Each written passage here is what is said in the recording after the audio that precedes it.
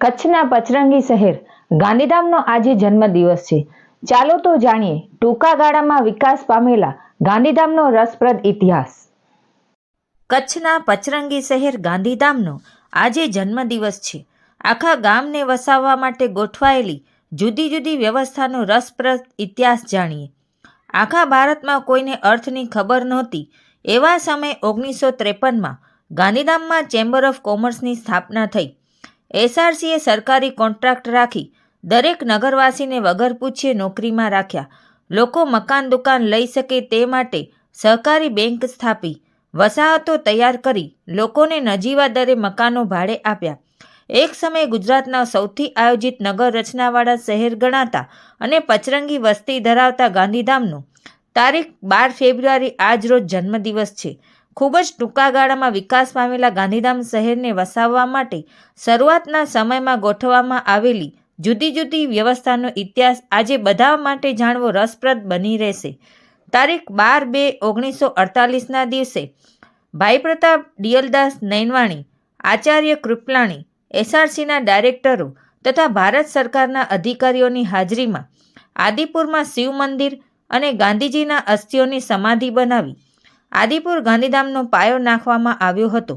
ભાગલા વખતે પાકિસ્તાનના સિંધ પ્રદેશમાં રહેતા હિન્દુઓને વસાવવા માટે ગાંધીધામ શહેરની સ્થાપના કરવામાં આવી હતી. સરદાર પટેલના સૂચનથી કચ્છના મહારાઓ દ્વારા કંડલા બંદર અને અંજાર શહેર વચ્ચેનો 15,000 એકર વેરાન પ્રદેશ સિંધુ રિસેટમેન્ટ કોર્પોરેશન લિમિટેડ એટલે કે એસઆરસીને આપવામાં આવ્યો હતો. ગાંધીધામની સ્થાપના બાદ સૌથી મોટો પ્રશ્ન રોજગારીનો હતો.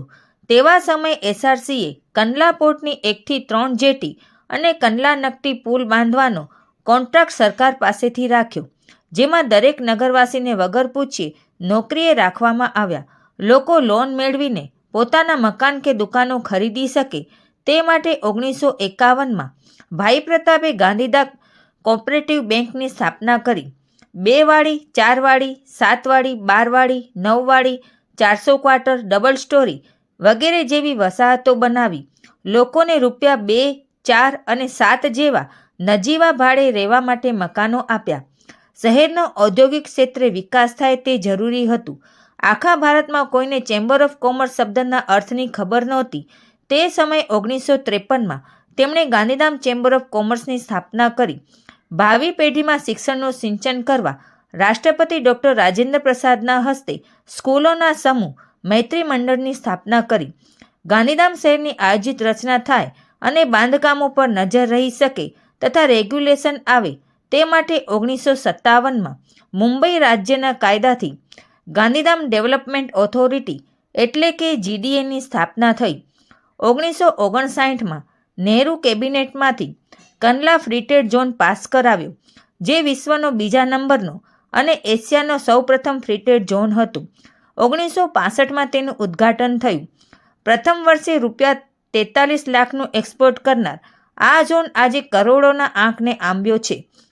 જો કે વિકાસની હરણફાળ ભરી રહેલા ગાંધીધામ આદિપુરને જાણે કે કોઈની નજર લાગી ગઈ હોય તેમ આજે રખડતા ઢોર, વ્યાપક દબાણો, ટ્રાફિક સમસ્યા, અસામાજિક તત્વોનો ત્રાસ વગેરે સમસ્યાઓએ અજગરી ભરડો લીધો છે.